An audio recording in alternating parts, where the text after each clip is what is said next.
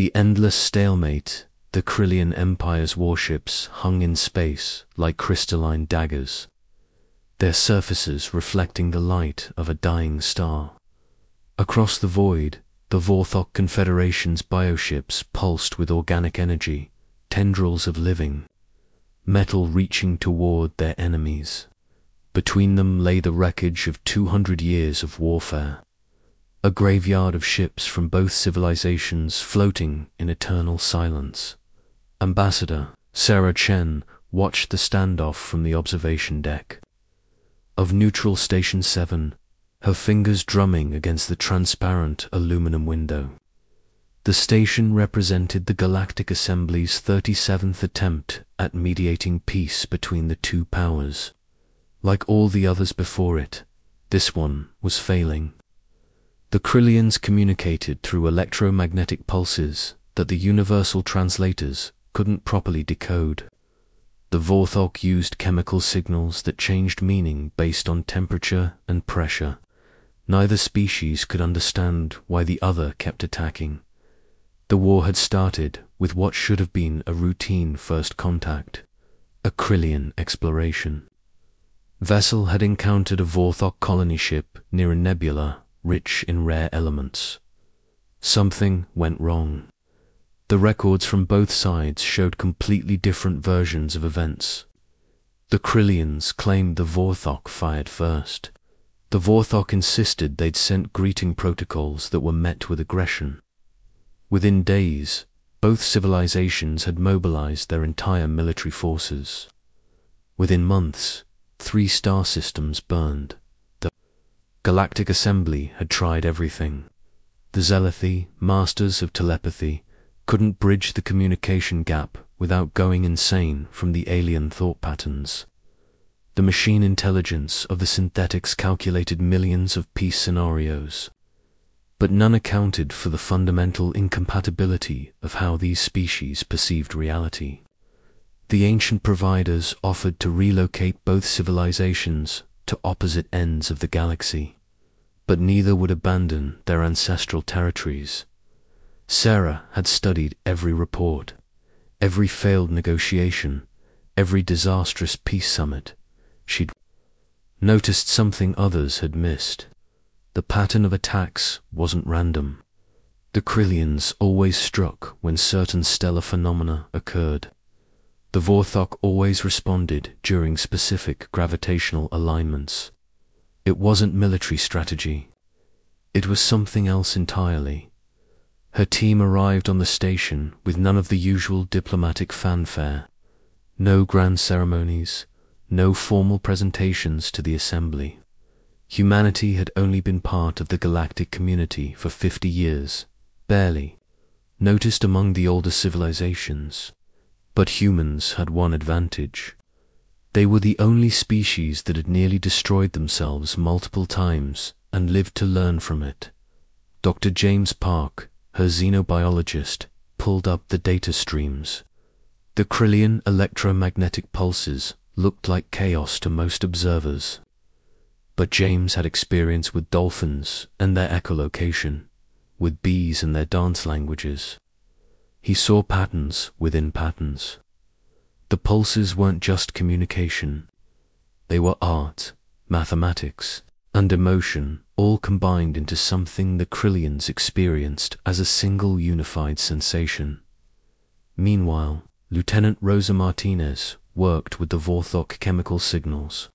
She'd grown up in Mexico City, where her grandmother taught her about the ancient Aztec and Mayan calendars, about how different cultures could see time itself in fundamentally different ways.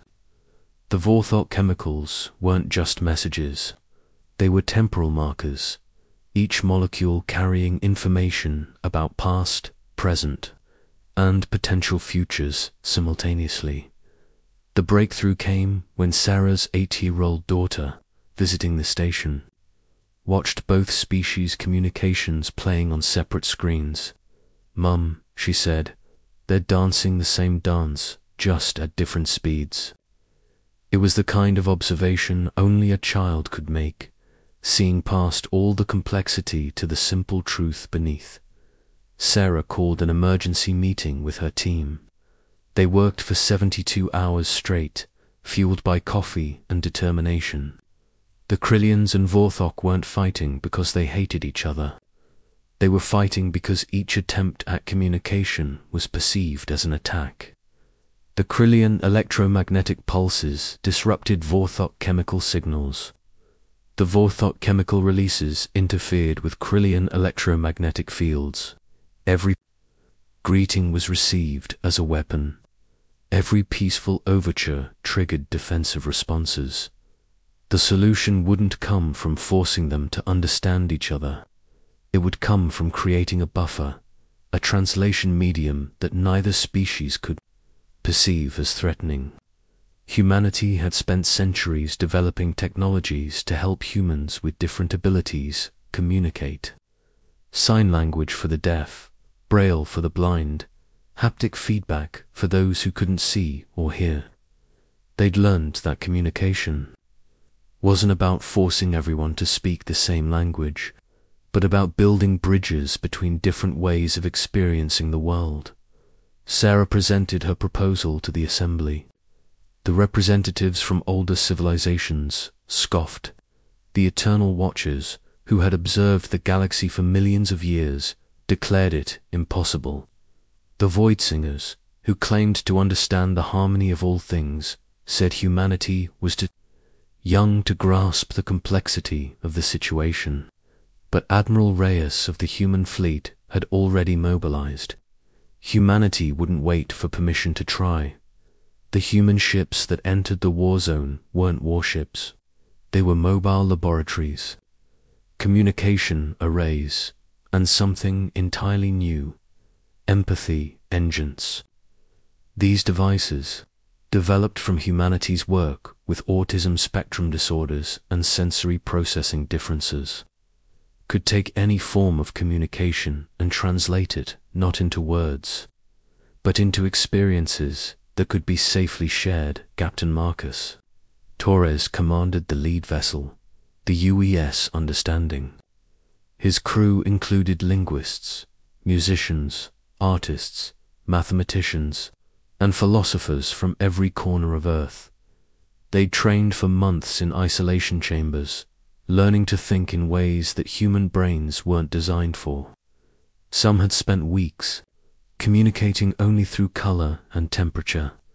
Others had learned to perceive time non-linearly, experiencing past and future as equally real. When the Understanding positioned itself between a Krillian battle group and a Vorthok fleet, both sides prepared to fire. But instead of weapons or shields, the human ship projected something unprecedented. It created a zone of null space where neither electromagnetic nor chemical signals could propagate. Then, within that space, it began to build something new. The humans called it the Mirror Protocol. Instead of translating Krillian pulses into Vorthok chemicals, or vice versa, they created a third medium, controlled gravitational waves that both species could perceive but neither found threatening. These waves carried the emotional content of each side's communications without the incompatible delivery mechanisms that caused the perceived attacks. For the first time in 2 centuries, a Krillian commander and a Vorthok admiral experienced each other's actual intentions. The Krillian felt the Vorthok's deep sorrow for the colonies lost to the war. The Vorthok experienced the Krillians' desperate desire to protect their young from what they thought were chemical weapons. Both realized, simultaneously, that they'd been trapped in a tragedy of cosmic proportions, killing each other while trying to say hello. The human solution, the revelation, spread through both fleets like wildfire.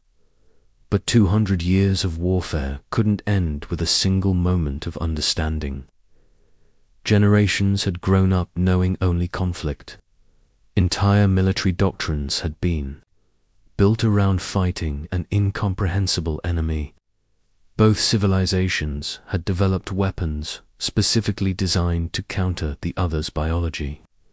The psychological damage ran deeper than any physical wound. Captain Torres understood this.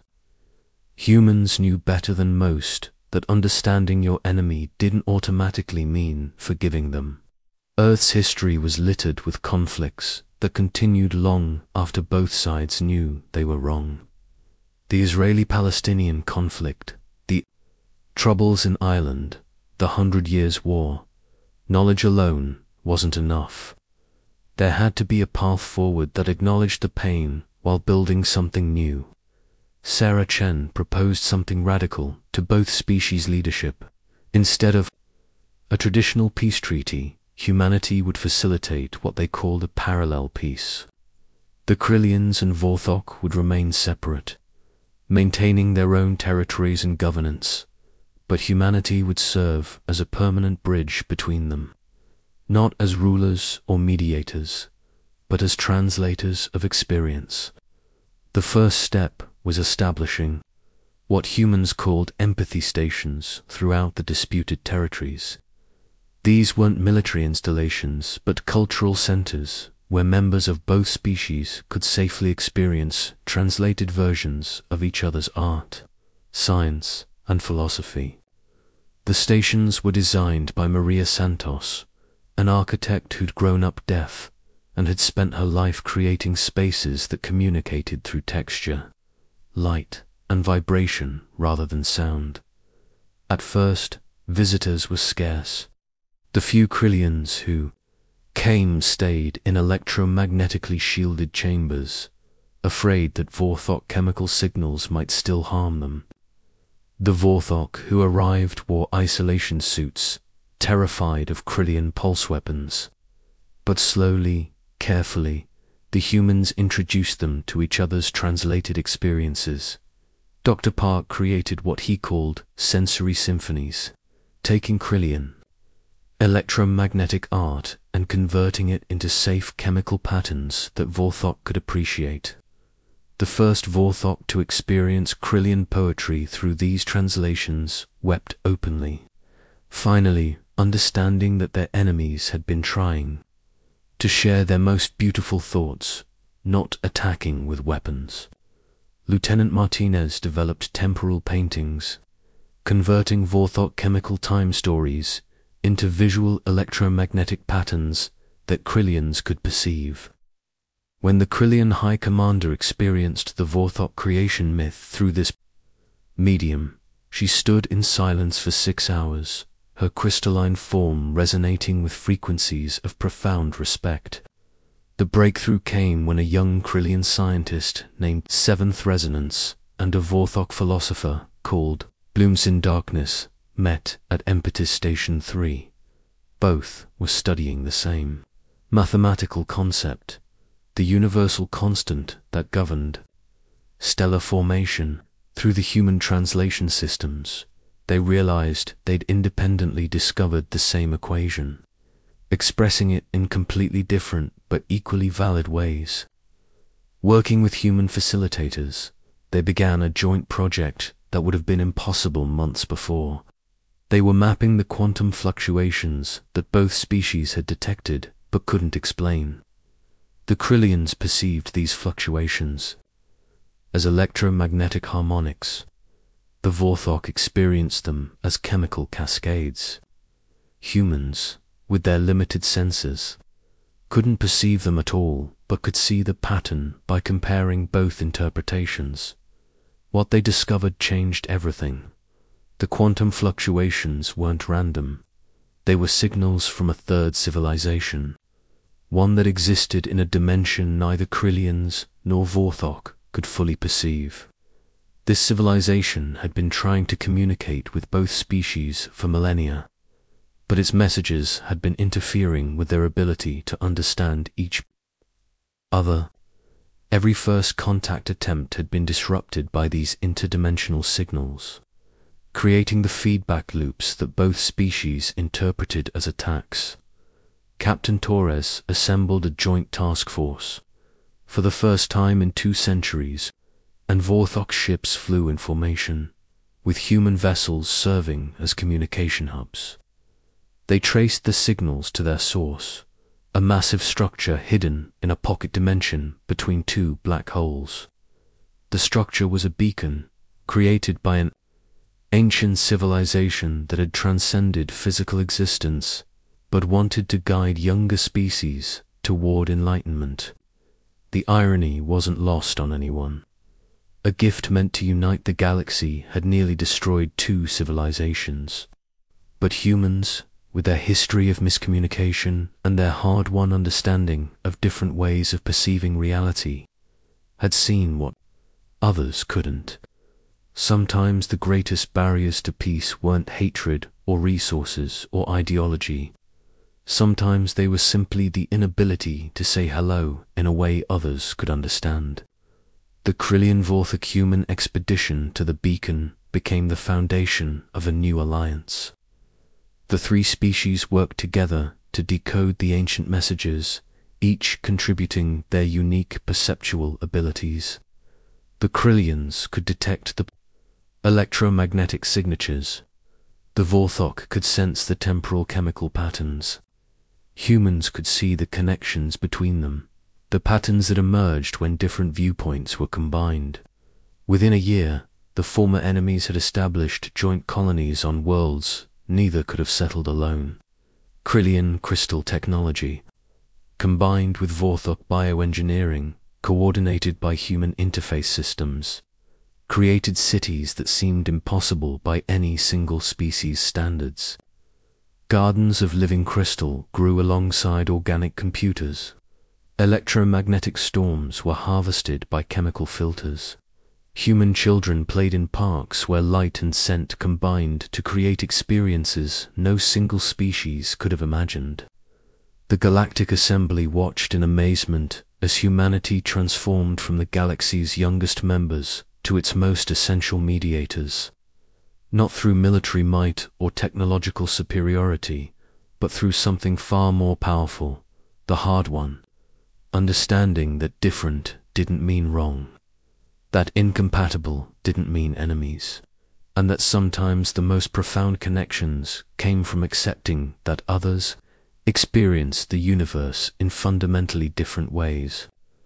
Sarah Chen stood once again at the observation deck of Neutral Station 7, but now it wasn't neutral anymore. It had become the headquarters of the Triadic Alliance, where Krillians, Vorthok, and humans worked side by side. The translation systems had evolved beyond simple communication. They were creating new forms of art, science, and philosophy that no single species could have conceived. Her daughter, now a teenager, was attending the first integrated school where young beings from all three species learned together. They were growing up in a universe where difference was celebrated, where the inability to directly understand each other had become a strength rather than a weakness. They were creating new languages that existed in the spaces between electromagnetic pulses, chemical signals, and human words. The war memorial floated nearby, a crystalline organic structure that humans had designed to honor the dead from both civilizations. It pulsed with electromagnetic patterns that told the Krillian story of loss.